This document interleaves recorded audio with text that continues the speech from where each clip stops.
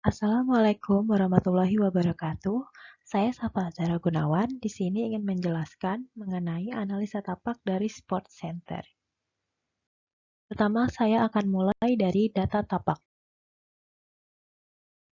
Analisa makro. Tapak terletak pada Kecamatan Kebayoran Baru. Kecamatan ini merupakan kecamatan yang terletak di Kota Jakarta Selatan dan merupakan pusat pemerintahan dari Kota Administrasi Jakarta Selatan. Batas-batas wilayah di Kecamatan Kebayoran Baru yaitu di utara terdapat Kecamatan Tanah Abang, kemudian di selatan dibatasi oleh Kecamatan Cilandak, pada timur dibatasi oleh Kecamatan Mampang Perapatan, dan di barat terdapat Kecamatan Kebayoran Lama. Luas wilayah dari Kecamatan Kebayoran Baru ini sekitar 1.200 hektar. Jumlah penduduknya berdasarkan sensus tahun 1989 sebanyak 220.000 jiwa. Kemudian ada jarak-jarak fasilitas menuju tapak. Yang pertama, fasilitas menuju Gelora Bung Karno sejauh 3,6 km. Kemudian ada Gandaria City Mall sejauh 2,6 km. Lalu ada Rumah Sakit Siloman berjarak 4,6 km. Lalu ada Stasiun Kebayoran sejauh 3,4 km. Kemudian ada Universitas Satya Negara Indonesia yang berjarak 3,4 km. Dan yang terakhir ada Pondok Indah Grand Mosque yang berjalan sebesar 4,6 km. Analisa Mezo. Tapak terletak di Kelurahan Keramat Pela, tepatnya di Jalan Gandaria Tengah nomor 5, RT 13 RW 1, Kelurahan Keramat Pela, Kecamatan Kebayoran Baru, Jakarta Selatan. Batas wilayah. Di utara, berbatasan dengan Jalan Kiai Maja dan Kelurahan Gunung. Kemudian di batas selatan, berbatasan dengan Jalan Pela, Kelurahan Gandaria Utara, dan Kelurahan Pulau. Di bagian timur, berbatasan dengan Jalan Panglima Palim. Dan yang terakhir, di bagian barat, berbatasan dengan Kali Grupul dan wilayah Kecamatan Kebayoran Lama. Luas wilayah sekitar 123 hektar dengan jumlah penduduk sebanyak 17.300 jiwa. Jarak-jarak fasilitasnya, yang pertama ada Pakubuwono View sejauh 3 km, kemudian ada Gandaria City Mall yang hanya berjarak 1,1 km, kemudian ada Filosofi Kopi Mentawai Cafe sejauh 1,8 km, lalu ada MRT Blok MPCA 1,8 km, kemudian ada Majestic Market sejauh 1,2 km, dan yang terakhir ada Pertamina Central Hospital sejauh 700 meter. Analisa mikro. Alamat lokasi dari tapak ini terletak di Jalan Aseli nomor 82, RT 6, RW 1, Cipedak, Kecamatan Jagakarsa, Kota Jakarta Selatan, DKI Jakarta. Kemudian di batas wilayahnya di bagian utara, tapak berbatasan dengan SMA N70 Bulungan, lalu di bagian timur berbatasan dengan Warung Gelanggang Remaja, lalu pada bagian barat berbatasan dengan Jalan Bulungan, lalu pada bagian selatan berbatasan dengan Jalan Mahakam. Luas dari lahan sendiri yaitu 10.000 meter persegi, lalu KDB-nya sebesar 60% atau jika dihitung menjadi 6.000 meter persegi, KLB-nya 1,2 meter dan bila dihitung menjadi 12.000 meter persegi. Untuk KB-nya ada 2 lantai, KDH sebesar 30%, KTP sebesar 55% sampai 75%, lalu GSB-nya sebesar 5 meter pada bagian barat dan 3,5 meter pada bagian selatan. Analisa tapak dan respon tapak. Yang pertama ada analisa matahari. Suhu rata-rata di Jakarta berkisar antara 25 sampai 32 derajat dengan hanya memiliki 2 musim saja, yaitu musim kemarau dan hujan. Kemudian saya melakukan analisa bayangan matahari pada aplikasi SketchUp. Pada April pukul 8, matahari datang dari arah timur tapak sehingga membuat bagian tapak sebelah barat tertutupi oleh bayangan pada pagi hari. Kemudian pada April jam 12 siang, matahari akan berada tepat di atas kepala sehingga tidak ada daerah yang tertutupi oleh bayangan di jam ini.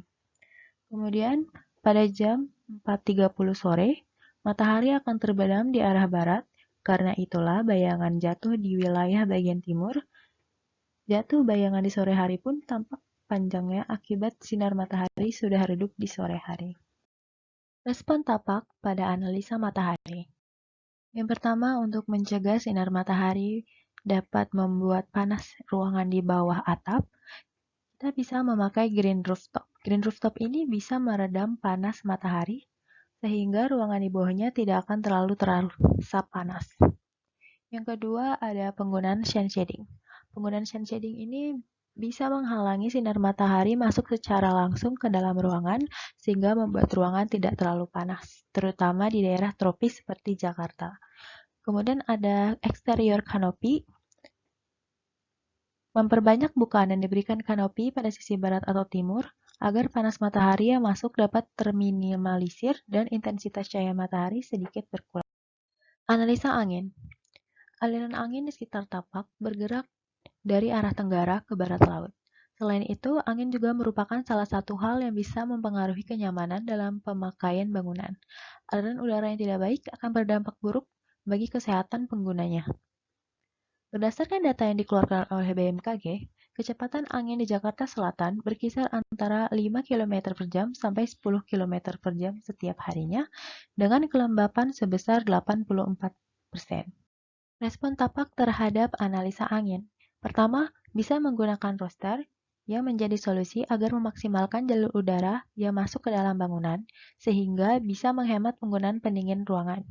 Yang kedua, ada penggunaan ventilasi silang sebagai jalur sirkulasi udara, agar udara kotor tidak tertahan di dalam ruangan dan udara segar bisa dengan leluasa mengisi ruangan. Lalu yang ketiga, ada bentuk lengkung dari massa bangunan. Massa bangunan yang memiliki bentuk lengkung, sehingga tekanan angin dapat menyebar secara rata ke seluruh permukaan bangunan di sisi lainnya. Yang ketiga ada analisa aksesibilitas.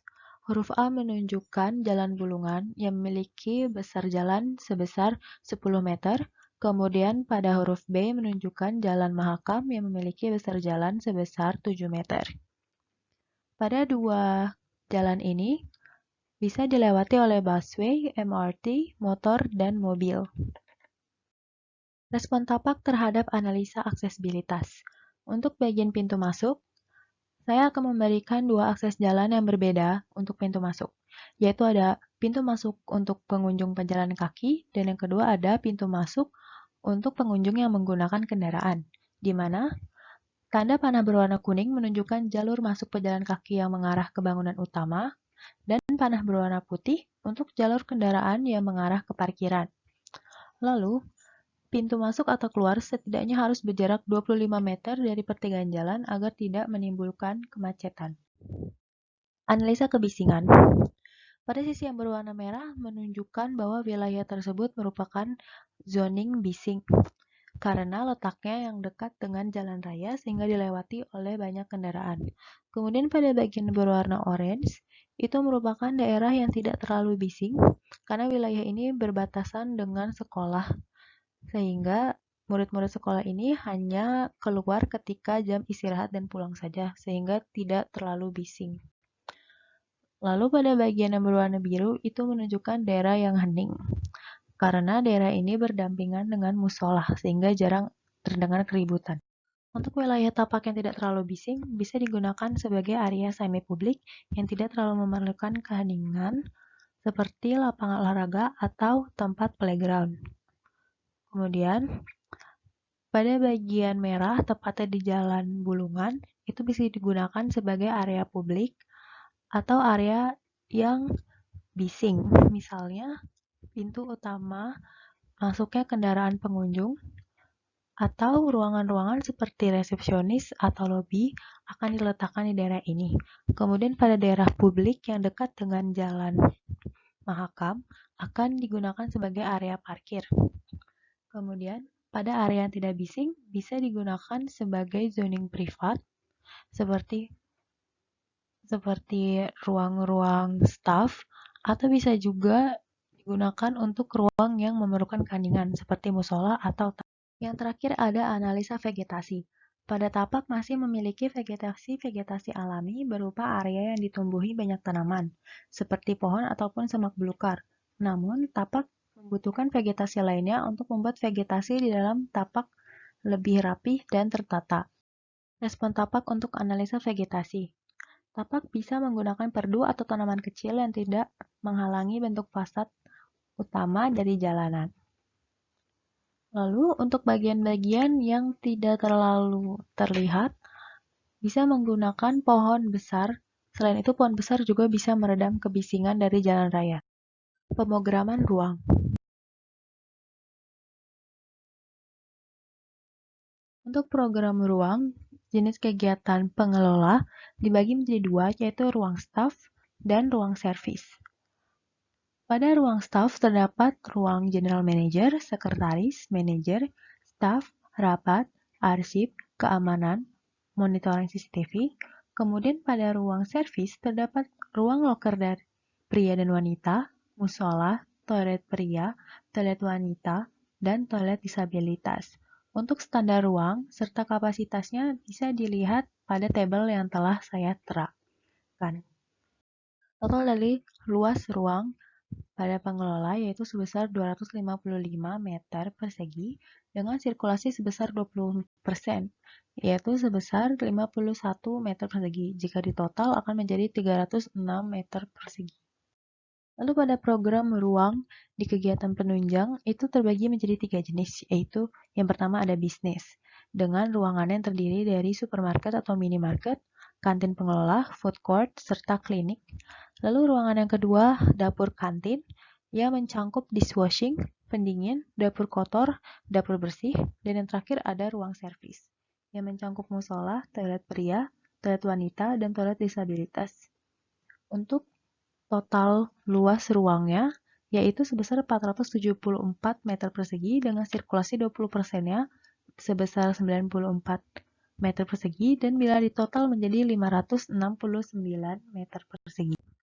Untuk program ruang kegiatan olahraga juga terbagi menjadi 3 jenis ruang. Yang pertama ada ruang outdoor, itu ada lapangan futsal, jogging track, skateboard, motorik playground, teater outdoor, dan urban farming. Lalu ruangan yang kedua itu untuk indoor, yang terdiri dari gym, lapangan badminton, lapangan basket 3x3, lalu ada kolam renang umum, dan kolam renang atletik. Lalu ruangan yang ketiga ada service indoor, yang terdiri atas ruang ganti, toilet pria, toilet wanita, toilet disabilitas, dan platform. Untuk luas ruangannya sebesar 1943 meter persegi dengan sirkulasinya 20%, yaitu 388 meter persegi. Bila ditotal menjadi 2.331.000 persegi. Jenis ruang dari program ruang utilitas yaitu mencakup semua mechanical dan electrical, yaitu ada ruang genset, pompa, panel, reservoir, water tank, water chiller, boiler AHU, STP, trafo, PubX, garbage atau tempat sampah, gudang engineering, dan gudang barang. Luas total dari ruangnya ini sebesar 568 meter persegi dengan sirkulasi sebesar 113 meter persegi. Bila ditotal menjadi 681 meter persegi. Kemudian program ruang untuk kegiatan parkiran itu ada dua jenis yaitu untuk umum dan pengelola. Untuk umum sendiri terdiri dari parkir mobil yang berkapasitas 400, lalu untuk motor berkapasitas 200. Kemudian parkiran pengelola, parkir mobil itu berkapasitas 80, parkir motornya 40, dengan luas total parkiran sebesar 1.148 meter persegi dengan sirkulasinya sebanyak 229 meter persegi. Bila ditotal, maka akan menjadi 1.377 meter persegi. Bila seluruh luas total program ruang dijumlahkan, maka mendapatkan hasil sebesar 5.267 meter persegi. Hubungan ruang. Penzoningan. Pada area privat, terdapat jenis ruang pengelola yang terdiri dari general manager, sekretaris, manajer, staf, rapat, arsip, keamanan, dan monitoring CCTV. Lalu ada jenis ruang penunjang, yaitu ada untuk dishwashing, pendingin, dapur bersih, dan dapur kotor. Lalu pada area semi publik, ada area untuk penunjang, yaitu supermarket, kantin pengelola, food court, lalu klinik. Dan ada untuk ruang olahraga, yaitu terdapat gym, lapangan badminton, lapangan basket 3-on-3, kolam renang umum, dan kolam renang atletik. Lalu pada area publik itu terdapat lapangan futsal, jogging track, skateboard, motorik, playground, teater outdoor yang terdapat di outdoor. Lalu ada parkiran. Ada parkir mobil, parkir mobil pengelola, parkir motor pengelola, dan parkir mobil servis. Lalu terakhir ada area servis, yaitu terdiri dari ruang pengelola, olahraga, penunjang, dan utilitas. Ini merupakan analisis kegiatan dengan jalur sirkulasi yang terdiri dari sirkulasi pelatih yang ditunjukkan oleh warna merah, lalu ada sirkulasi atlet yang ditunjukkan oleh warna orange, dan yang warna biru ditunjukkan untuk sirkulasi umum. Pertama saya akan menjelaskan tentang sirkulasi umum dulu. Semua orang bisa melewati parkir kendaraan, kemudian berkumpul, dan melakukan ke tempat olahraga, bisa bermain, berkebun, bermain bola, berkegiatan lainnya, lari, kemudian bisa ke toilet atau buang air besar atau kecil, makan, belanja, dan sebagainya. Kemudian untuk sirkulasi pelatih, itu bisa untuk mengelola, mendata para atlet untuk olahraga, dan informasi. Dan yang terakhir ada sirkulasi untuk atlet, yaitu untuk pelatihan atau melatih ke tempat lomba, melakukan fitness, serta berenang. Organisasi ruang, ruang-ruang dikelompokkan menjadi 4 area, yaitu ada private, semi-public, public, dan service. Untuk area yang berwarna hijau itu ditunjukkan untuk publik, terdiri atas pedestrian, parkiran, outdoor space, kemudian ada halte, lapangan futsal, perkebunan, motor playground, teater outdoor dan skateboard, dan jogging track. Lalu untuk area servis yang berwarna kuning itu ada musola, toilet, ruang ganti, dan toilet.